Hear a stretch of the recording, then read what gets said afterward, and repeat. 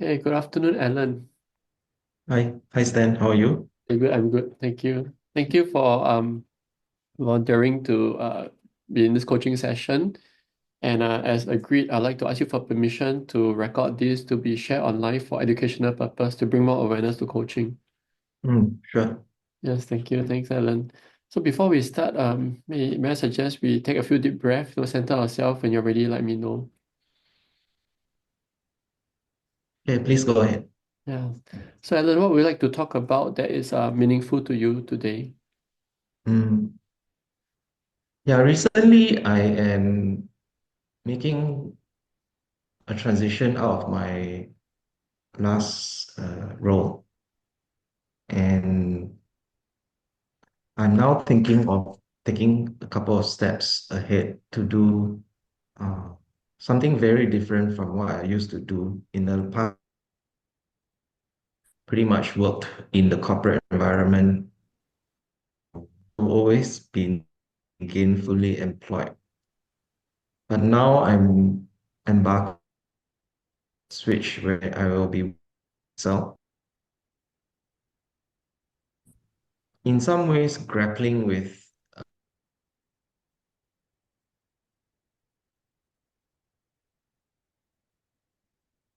recruitment.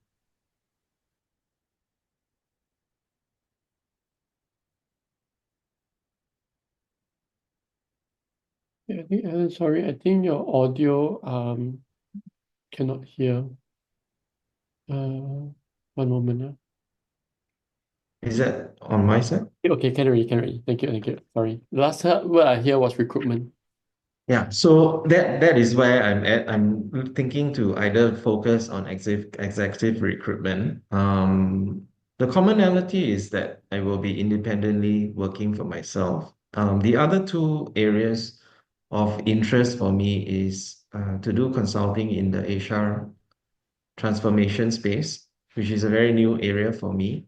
And the last but not least is I'm actually thinking of being also working within the career coaching space.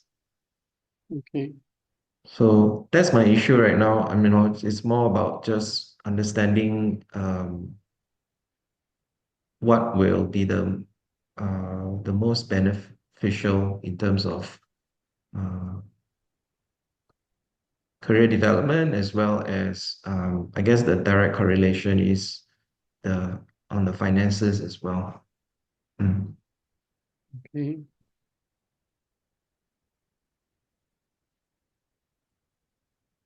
So if finance is not a concern, what will you really want to do?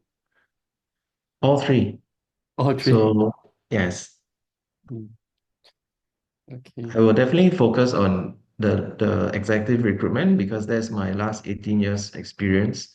Hmm, The second is I am very keen to um, develop my skills in HR transformation. I've delved into it a little bit, right? Always been involved at some point in HR, but never really taken the next step, which is making an impact to companies or individuals within the HR transformation space.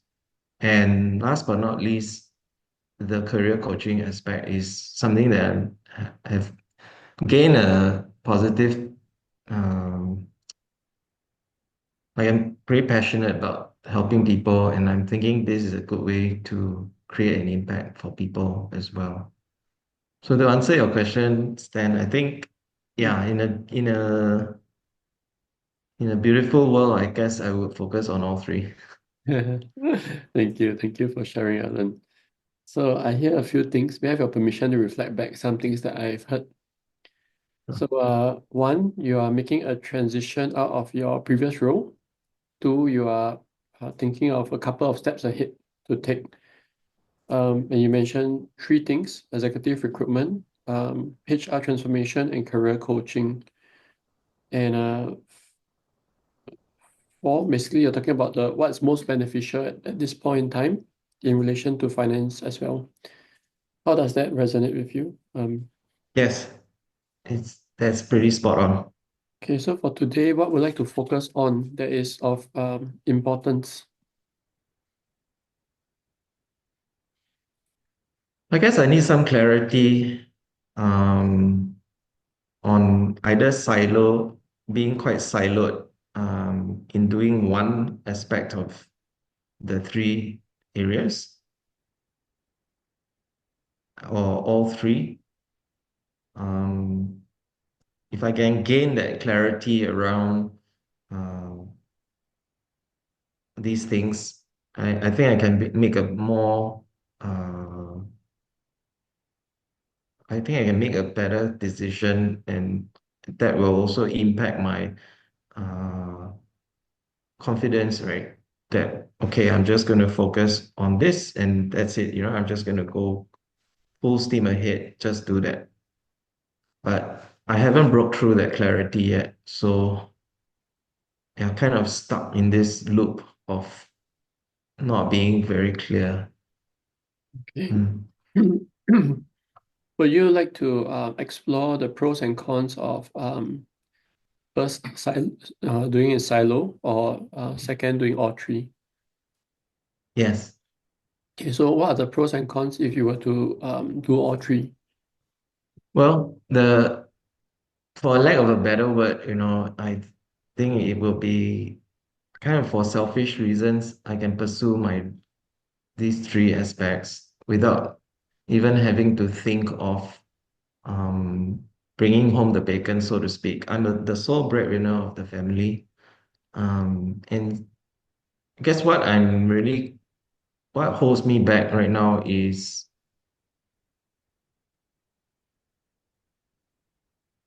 I can fully allocate my time on executive recruitment. And because I can leverage on my last years of experience. So, if I was a betting man, I will put all my bets, on the thing that I'm strongest in, right? Which is executive recruitment. However, for selfish reasons and trying to pursue my dreams or my career aspirations, and then I'm thinking this is a good window for me to pursue the other two as well. But those other two areas, right, career coaching and HR transformation, are very new areas for me. And there's a bit of a risk to do that, financially speaking, if I allocate some time from doing executive recruitment, which I have more guarantees around making money there. And then the risk of taking time away from that is I may not end up making money from these two other areas. So that whole risk factor kind of holds me back a little bit. I mean, I talked to my wife as well, you know, and I think that was where the trigger point happened for me because I got all excited, about, hey, I got these two other things I'm pursuing and I'm taking a few actionable steps to get there. Uh, and but then she asked me a very basic question, are you sure this is what you want to do? I mean, are you really going to make money in these other areas that you talked about? And then I was a little bit stuck there. I didn't have concrete answer for her. And I was like at a 10 of I don't know, I was at a 10 in terms of excitement. And then when she brought this up, it just brought me down to earth again, thinking, oh, maybe I should take a step back and just reconsider my options. Mm. Yeah. Okay. So any pros and cons if you were to do silos?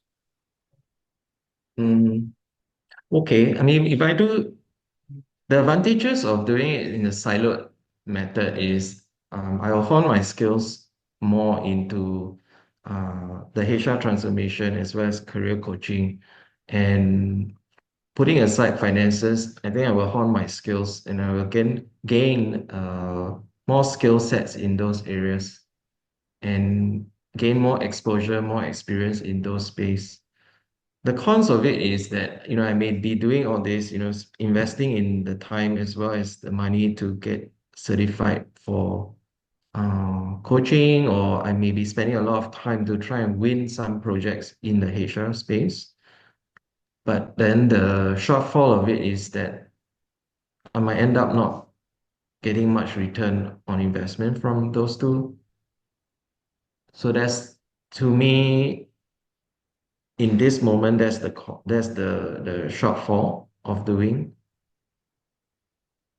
Yeah. So I guess if the pros can outweigh the cons, if I can see more benefits and I can identify more benefits of doing option two and three, let's call it that. Then by doing that, I hopefully can gain more clarity and then take action and start pursuing. That's in a siloed sense, but I don't know until I do it actually. For the siloed way, it's like you don't know until you actually really go and focus on one of the three, right? Then you can see what the ROI is. Um, and the pros of doing all three at the same time, maybe in some sense, is a bit of a maybe going to be a good balance as well. Because if you just put all your eggs in one basket, um, or if we use the same analogy of a betting man, if I just bet on all three, maybe I stand a stronger chance. I'm giving myself more stronger odds, let's say, to be successful. Because there's ups and downs to all three, right? In executive recruitment, there's ups and downs. Sometimes market is good. When the market is picking up, then obviously there's going to be more recruitment in some of the areas which I'm focused on. And similar, right, with HR transformation is about winning work as well, right? In certain industry or certain clients. So if you pick the right ones at the right moment, perhaps HR can be good at that time. And for career coaching is also like a work in progress. Um, you don't know, I guess with career coaching, it's about positioning as well. And I wouldn't know about the return on investment until I actually give it a go, give it a try, and see whether my positioning in the market works, right, for a certain demographic. Mm. Thank you for sharing, Alan. What are you leaning more towards? So we have explored the pros and cons. Mm. I mean, I would like to think that I'm pretty positive, so I'm definitely leaning more on the pros. Um, I mean, I have to, it's kind of like do or die moment for me because the family is depending on me, and I have to make it work. So in order for it to make it work, I need to think in a sense that uh, I should focus on the pros, and that will give me more clarity in doing. I mean, but if it ends up that the pros leans into just siloed, right, to one aspect, because maybe for executive recruitment, the pros really outweigh the cons so much. And then for, say, the HR transformation, the pros and cons seem to be very balanced out and not much outweighs the other.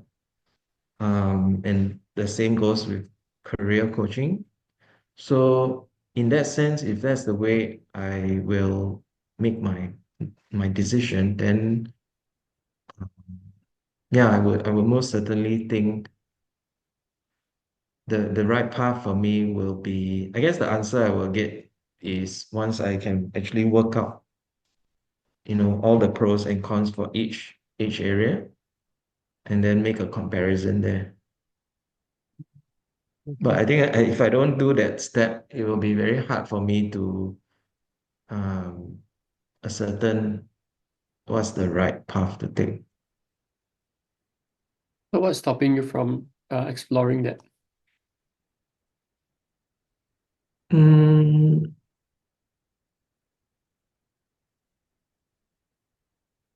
I guess because I think what happened during this whole journey in the last 6 to 8 weeks was instead of planning before I actually take the plunge, so to speak, I just took actionable steps, right? And I just so for example, with executive recruitment, I'm already a license. I have a license to operate for executive recruitment. And for career coaching, I've already taken steps to go for the training to be certified as a coach. And for HR transformation, I'm actively pursuing trying to win work. So I'm just I'm just fearful that I'm ahead of myself. I'm getting a little bit ahead of myself. And coming back to I had a conversation with my wife about this, and the pushback was, uh, am I doing the right thing, or do you even have a plan in place? Like, are you sure this is what you want to do? All these questions came up.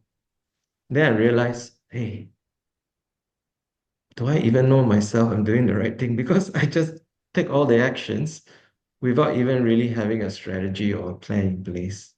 And there's no barometer or there's nothing to measure it, at this moment. And just like go in, go for the kill kind of thing, and then mm, didn't really have a plan behind it. Mm. I hear you mention a few times, am I doing the right thing? What has to happen for you to know whether is it the right?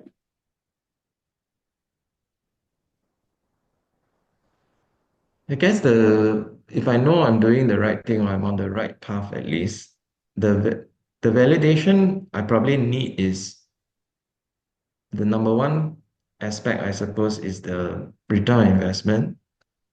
I think that will validate it clearly. That's the most tangible way to look at it. Mm. The untangible or intangible ways would be, you gain more exposure, you gain more clarity on the skill sets that you are developing in those spaces, and there's a satisfaction level of satisfaction there, or accomplishment. I mean, for example, I just completed a couple of modules for the career coaching, and with each step of the way, you feel more validated that, oh, I'm achieving something, I'm slowly but surely, step by step, getting there. But and then with HR transformation, it's like, you are constantly, pitching and trying to meet more clients to get your name out there. Um, yeah, and then with recruitment, it's the same thing. Now get some traction on winning some work and some projects. But still, I think it's like kind of still up in the air because you obviously need to see some ROI first. Thank you. Thank you, Alan. So, what has to happen in order for you to start seeing this ROI? Time. I need time. I need time for this to move. Time will tell. Um, so talking about time, I also need to figure out what will be a good time frame as a good gauge, let's say. Is it 3 months? Is it 6 months? Is it 9 months? Um, just need to work that out as well. Mm. So earlier, I hear you mention the word you are fearful if whether you are ahead of yourself. Where is this coming from? Mm, I mean, it's just basically came from that conversation I had two breakfasts ago with my wife. And it gave me a bit of a moment where it pushed me to think, oh, am I doing the right thing? And yeah, so that's kind of the trigger point why it came up. Mm. So has there been in the past similar situation where you had to think whether are you doing the right thing?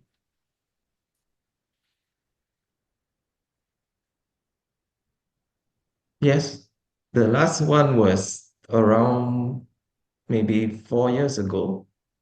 I had a decision to make whether to stay in my current role or go with a different company. Yeah, and then finally decided to go with a different company. Mm. So Mm, that happens about 4 years ago. mm. And how did you know that that was the right thing during that time? So I took a few steps to finally make my decision. I consulted my closest friends, family, and then came to the conclusion that that was the right thing to do based on family members giving me the advice. But ultimately, I think I took those considerations on board. But I think at the end of the day, I still made the decision based on my own beliefs, my own values.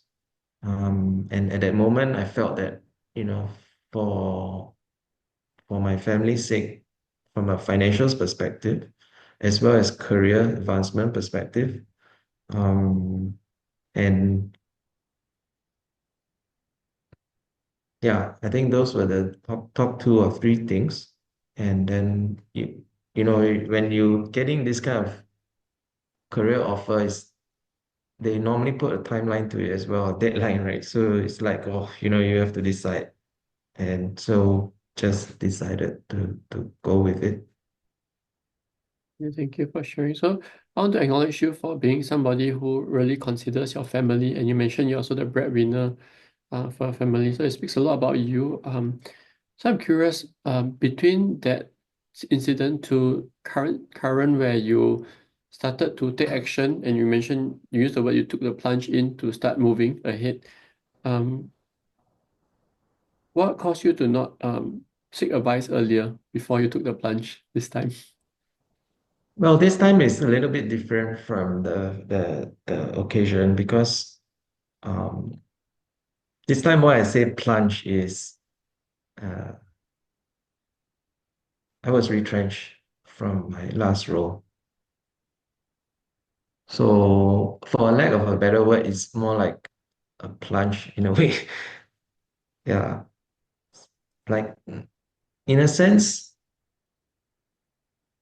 a little bit like a push into a corner to have to make a decision.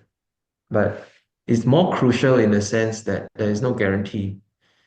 Um, the last occasion was there are guarantees, right? Because you are walking into a safe environment, safe role, stable income, and of course there's some outer concerns which uh, there's some aspects of the role which you're not familiar with, so there's some learning that you need or there's some things that you need to get up to speed with to make sure you're competent to do that role.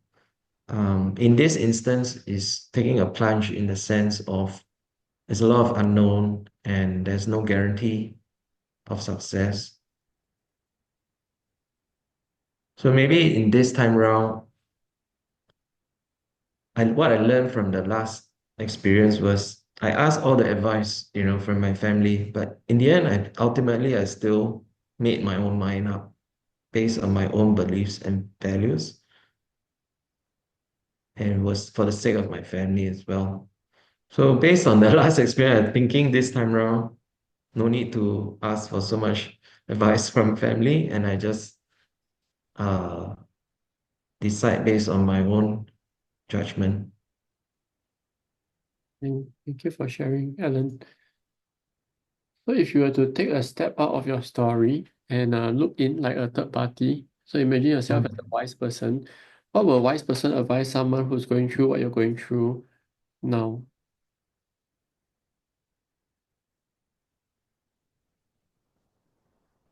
Well, I think the first step is to come up with really, really a good strategy.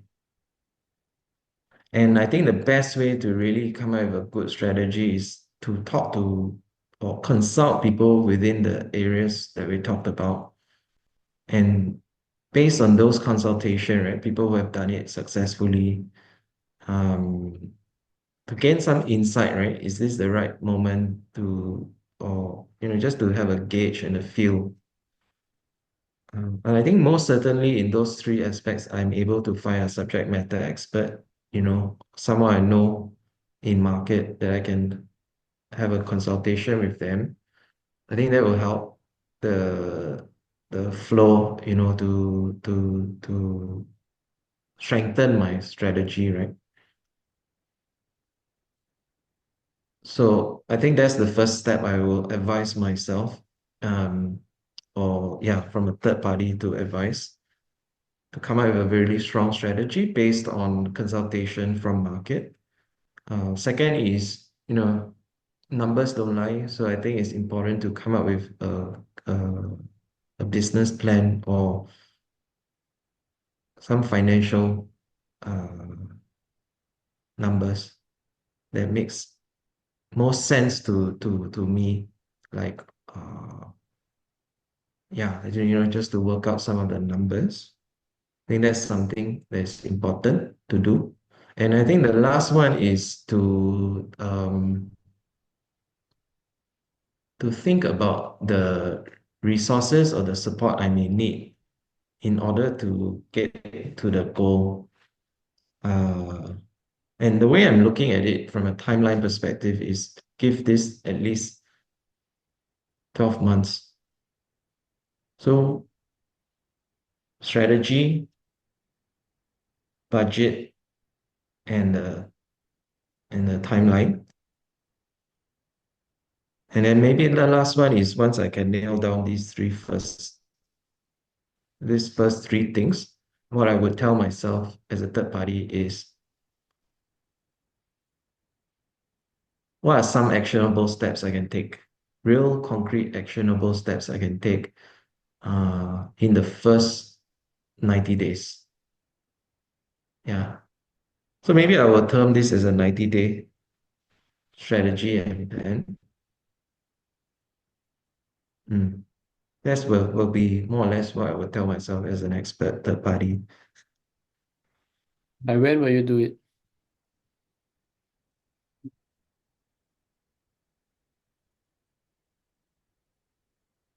After this whole week is done, then I would think that I need another couple of weeks to do the consultation, reach out to people, um, come up with a financial plan. And so after 2 weeks, I would say from 2 weeks onwards, from today, I should have a workable plan. So today is, if let's say today is the 20th of May, um, 2 weeks from now, 2 weeks from now, yes. And how would that make you feel once you have that? I think that in itself will be a weight off my shoulders in a sense. I will feel very relieved. And if you are able to achieve that, will you still need to be using the analogy of if you were a betting man? No. What are you learning about yourself so far, Alan? Mm, I think I have a lot of what we discussed. I think there was a lot of stuff that was playing in my head and a lot of uncertainty. lack of clarity around a few things.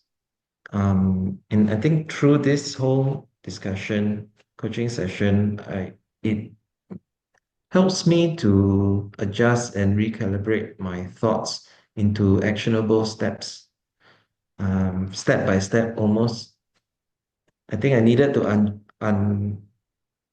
unwind a lot of my thoughts into workable, actionable steps. Yeah, and I think once we've worked that out, like step one, step two, step three, like almost have a method to the chaos and calms me down. And once I'm more calm about it, I feel I can be more myself, confident, and take the plunge. Thank you, Alan. I want to share an observation. When you mentioned take the plunge this time, there was a smile on your face, and it was different from the earlier time when you mentioned take the. Yes. I'm curious what's underlying. I think the difference is when I started this conversation, when I say the word plunge, it's like someone pushing me at the back, and like I was on a cliff. But now when I talk about plunge, I'm in more safe waters, where I'm diving in and and I'm diving. I'm diving by my own strength, my own steam, and not someone behind me pushing me. Earlier, I just want to check in with you. Our focus you mentioned was you wanted some clarity whether to do it silos or do all three at the same time. Now it sounds more like the focus shifted to um, the few things that you want to do first, which one, strategy, second, budget, third, timeline. So I'm just curious, has the focus shifted? I don't think so. We're still on the right path Mm. because I think I need to solidify this part. Then once I do this, I will be more clear on all the aspects. And with that whole combination, right, it solidifies my decision, whatever I take. So what resources or support do you think you need?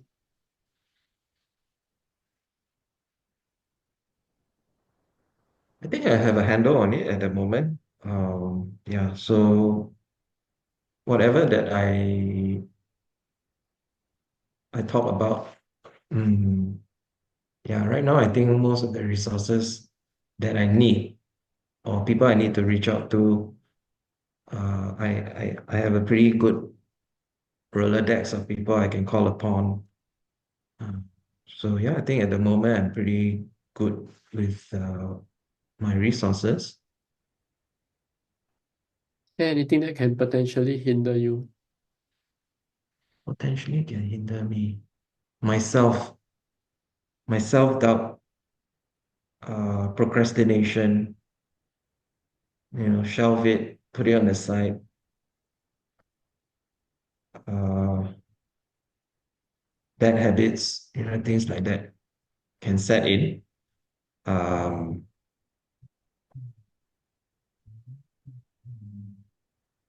yeah, so maybe just I need to keep a thought at the back of my mind is to push me ahead. Just remember the next breakfast I need to have with my wife. At least I will have a clearer thoughts and can communicate better with her. And I believe that will, in some ways, hold me accountable and not set me back. Mm. Otherwise, it might just end up being like a bit of a loop. So is there anything else you could do to counter or overcome this when it happens? Mm, have constant mental reminders, maybe even have consequences of what the consequences are. If I can map that out and write that out, right? What the consequences are of not following through with this, what would it be? I think it's quite clear. I know in my head what the consequences are, but I just need to maybe make it more visible. Maybe have a poster on my wall, what they are, and have a constant reminder almost on a daily that if I do not do certain things, and then this might be the consequence of not doing it. Okay, so who can keep you accountable for these actions? Myself. Mm. Will you be able to summarize your overall insights for today? Yeah. Like I say, I think my main issue today was really gaining clarity around what I will do next from a career transition perspective from a very stable full-time role into I think the consensus with myself is that I know I will be doing independent consulting. There's a given, there's a commonality. I think my main thing was uh the issue around, do I focus on one siloed function aspect of it, or would I focus on all three? And then through all this analyzing, um, at least now I have the clarity of what I need to take, what steps I need to take in order to achieve the decision making goal. And yeah, so I think this whole platform was useful to bring that up in conversation. And now I'm very clear. I need to figure out the strategy. I need to figure out the budget. I need to figure out the timeline. And once I get all this certain in the next 2 weeks, I even have a deadline, which is really, really useful to hold myself accountable to it.